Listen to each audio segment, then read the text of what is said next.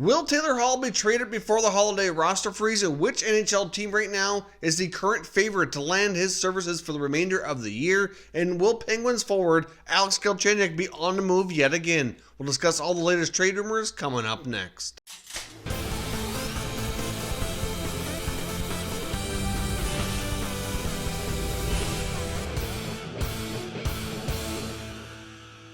Now, most of today's information comes from the Saturday Headlines segment on Hockey Night in Canada from Chris Johnstone and Elliot Friedman from Sportsnet. And they kick things off here talking a lot about Taylor Hall of the New Jersey Devils. Of course, he's the big name, the pending unrestricted free agent, a former Hart Trophy winner, who appears to be very likely to be traded this year before the trade deadline. And the latest talk is that it very well could get done before the holiday roster freeze coming up here just in a couple of weeks' time, that there are teams that are having some serious conversations with New Jersey to try to get his services on their roster sooner than later, to have more time to have him gel with their team and get more time before the NHL playoffs were to get underway. Now, we've discussed in the past Taylor Hall on multiple occasions and all the latest talk and rumors of what teams are having discussions or interested in acquiring the star forward. And right now, according to Chris Johnston, around the league, many feel that the Colorado Avalanche are the current favorites to land his services. Now, of course, we've mentioned many other teams in the past as well, including teams like Edmonton, Montreal, Arizona,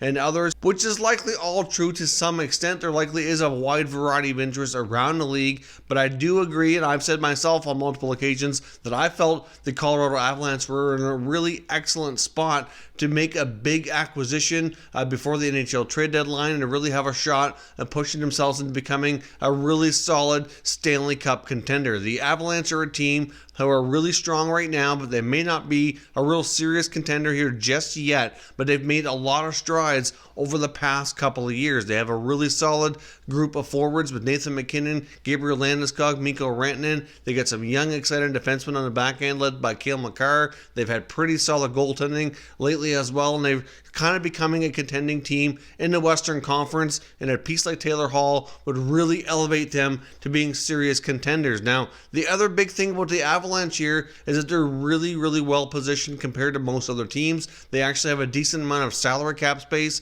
They have a lot of young prospects in the organization that would be very attractive to other teams, and at this point, it's quite likely that all those prospects will not actually be able to end up playing with their organization. I mean, depending on what New Jersey wants, and there is belief that they would want a solid young defensive prospect to go back the other way, and maybe even a decent young forward option as well. Chris Johnson indicated that he believes that, according to league sources, that many believe it's going to take about 4 pieces to make a Taylor Hall acquisition, especially if it gets done earlier in the season and they have more time to have him on their roster for the current season. Now, those 4 pieces likely would start with a first-round pick, possibly even a conditional first-round pick as well. So those could be 2 out of the 4 pieces, with the other 2 pieces being actual players, more than likely prospects or young established players, within their first couple of years, still on entry-level contracts, would be my guess. New Jersey's going to want to continue to build this team up here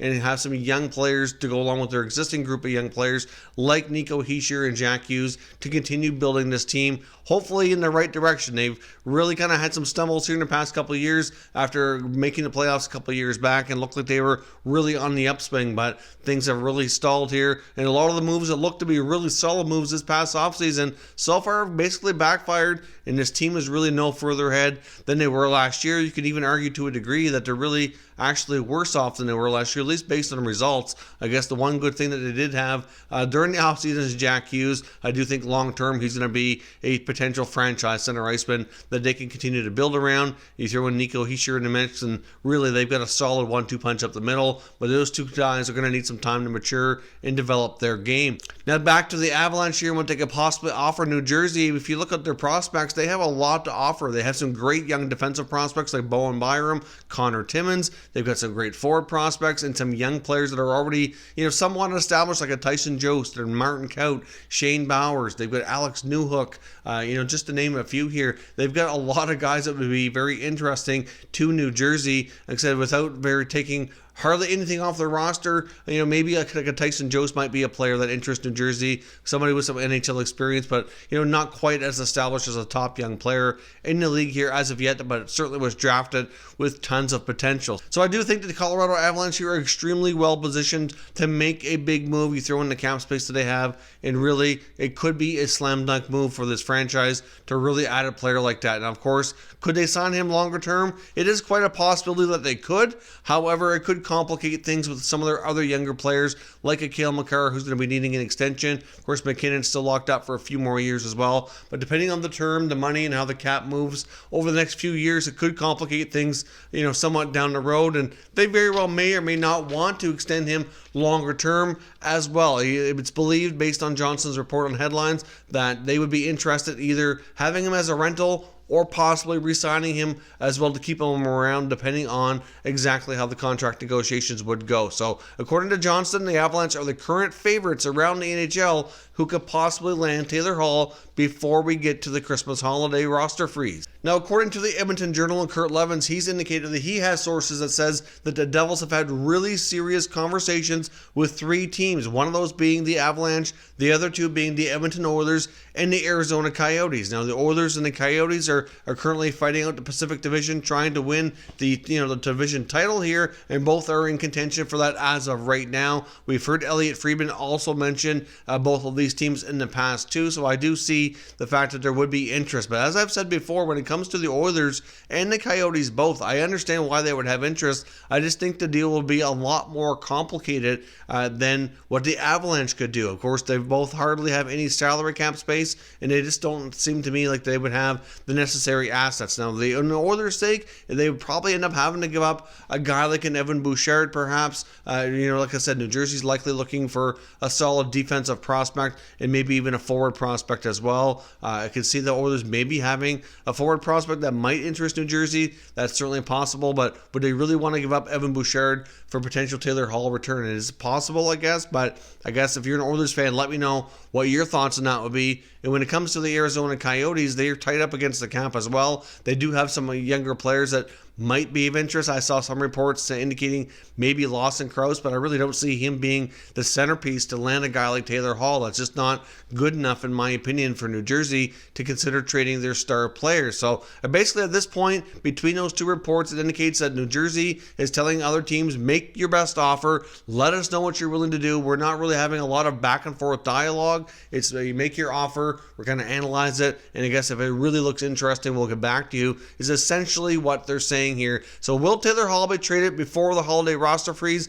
It does seem like the chances are pretty high, and that the Colorado Avalanche are the best, most well-positioned team. But like I've said before, I wouldn't rule out other teams that were mentioned here in these articles, or even other teams that we've discussed in the past, like the Montreal Canadiens, maybe even the San Jose Sharks as well. They're another team to keep your eye on. Obviously, they're not in a playoff spot right now, and they're certainly below expectations, and GM Doug Wilson very well might pull off something to try to bolster that team, to give them a jolt, to get them back in the playoffs. And you even can't even rule out the defending champion St. Louis Blues, having players like Vladimir Tarasenko out long term. They very well have been rumored to be in the market to make a big acquisition as well. So we'll see where Taylor Hall ends up. Now, as far as Alex Galchenyuk and the Pittsburgh Penguins go, of course, the Penguins have been ravished with injuries for a big chunk of the year and have had yet to really have a full, healthy lineup for any kind of extended period of time. And Alex Galchenyuk, even though he's been in the lineup quite a bit, has really struggled. He has not found his game since he's been traded there. Of course, last year with Arizona, he did have an okay season. Things kind of started slow.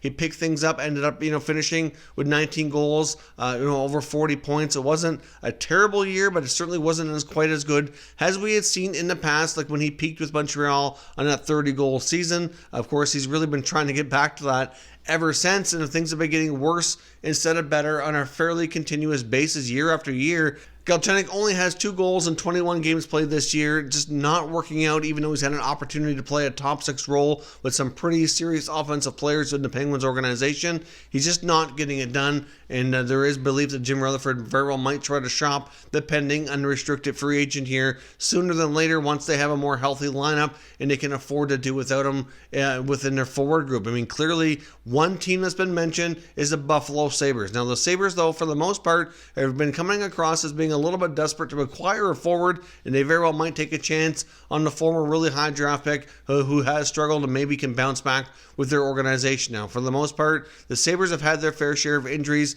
with the forward group as well. They have had some guys come back here as of late. Same thing on their blue line. Their blue line's been banged up a lot through the year. They've gotten a lot of guys back now. Colin Miller's a name that's come up. Been a healthy scratch on multiple occasions. Of course, he just got to play against the Oilers last night. Had a really strong game, scored the overtime winner. So we'll see if that can get things turned around for him. But Miller's been a name that's been mentioned. Marco Scandella's been mentioned. Zach Bogosian. A lot of these defensemen are certainly, potentially available for the right move, especially if they can get a forward out of it. And I can see the Penguins wanting to add defensive depth to try to gain themselves, a playoff spot here and kind of solidify things as well. The Penguins have had a bit of an up and down season. I can certainly see the possibility of them being a playoff team here yet again. Of course, depends on when Crosby comes back. Malkin's played really well since Crosby's been out, which is pretty normal in the past. Anytime Crosby's been out of the lineup for an extended time, Malkin's always stepped up his game. But if they can get themselves a full healthy lineup, move Galchenyuk maybe for a solid defenseman, that very well might be what we see here. But Alex Galchenyuk is on the expiring contract. He's on his third team now in 3 years. Of course, he did 1 year in Arizona. Of course, in his first year in Pittsburgh, it very well could be on the move again.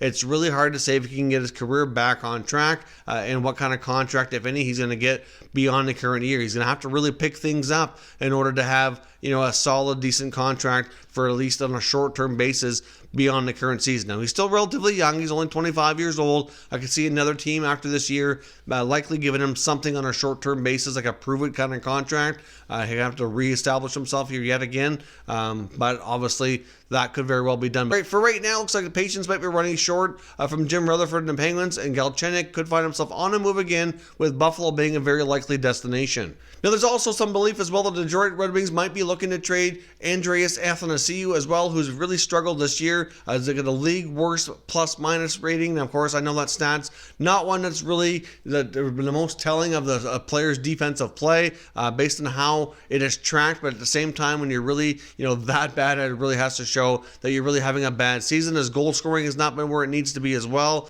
And there is some belief amongst the Detroit media that a guy like Athanasiou very well might find himself on the move. Now, he's in another situation here where he's going to be needing a new contract after the current season. He's had contentious negotiations with the Red Wings before. Of course, he's represented by Darren Ferris, who is notorious for having some tough negotiations. He missed part of the season a couple of years ago. So there is that part of the relationship between Detroit and Athanasiou that very well could come up again if he remains with the organization. But obviously this team is not ready to take any steps forward. They've taken some more steps back. They're likely going to be one of the top 2 to 3 worst teams in the NHL this year. Likely get a high lottery pick and move things forward, hopefully in years to come. But it'd be interesting to see what General Manager Steve Yzerman will want to do with this young forward. Athanasiou is incredibly fast and has proven in the past that he can be a goal scorer as much as 30 goals before. And even though he has typically started slow in other NHL seasons, usually by now he's really picked up his game and is kind of starting to level out with the scoring. But that has yet to happen for the current season. So the Detroit Red Wings very well might find themselves trading the young forward. But of course, he, like Galchenyuk, is only 25 years old as well. There's still plenty of time for him to rebound and really have a solid rest of his NHL career. So it's certainly something that the Red Wings need to be careful with. But based on how this season has gone and where things are at with Athanasiou, there is some belief amongst Detroit media, like I said, that the Red Wings are very likely to part with the forward sometime before the NHL trade deadline. The other problem here with the Red Wings as well is that a lot of their other veteran players are really not in a situation based on contract where they're really going to be able to bring back a lot of other future assets. And Athanasiou, even though he's not really